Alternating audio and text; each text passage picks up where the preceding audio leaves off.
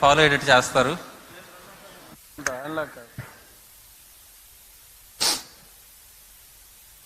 వేదికను అలంకరించిన పెద్దలు శ్రీ నారా చంద్రబాబు నాయుడు గారికి, క్రిస్టియన్ మత పెద్దలకు, రాజకీయ నాయకులకు, ఇక్కడికి విచ్చేసిన క్రిస్టియన్ సోదరులందరికీ నా హృదయపూర్వక నమస్కారాలు.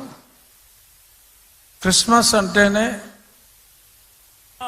ఏ మంత్ ఆఫ్ జాయ్, కలిసి ఉండటం, సంతోషంగా ఉండటం, ప్రేమను పంచటం.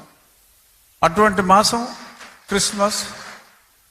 ఒక క్రిస్టియన్స్కనే కాదు, ఇవాళ ప్రపంచం అంతా కూడా ఈ క్రిస్మస్ సెలబ్రేషన్స్, ఈ డిసెంబర్ మాసం, న్యూ ఇయర్ వచ్చే వరకు కూడా ప్రేమను పంచు, 10 మందికి నీకున్నదాన్ని పంచి కలిసి ఎంజాయ్ చేయటం అంటే వేరే రకంగా కాదు. ఎంజాయ్ అంటే ఆ టుగెదర్నెస్లో, ఆ కలిసి ఉండటంలో మాధుర్యాన్ని అందరూ అనుభవించాలి అనేది ఈ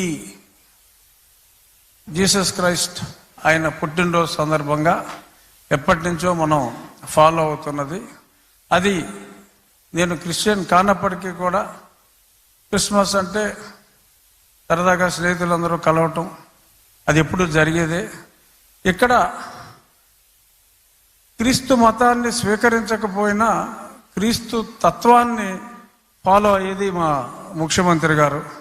ఎందుకంటే జీసస్ క్రైస్ట్ చెప్పింది, తనను తాను తగ్గించుకున్నవాడు హెచ్చింపబడుతుడు, అంటే హెచ్చించుకున్నవాడు తగ్గించబడుతుడు. అలాగా మరి ఎప్పుడూ కూడా ఎటువంటి స్టేటస్లో ఉన్నా ఆయన తగ్గించుకునే వ్యక్తి చంద్రబాబు నాయుడు గారు.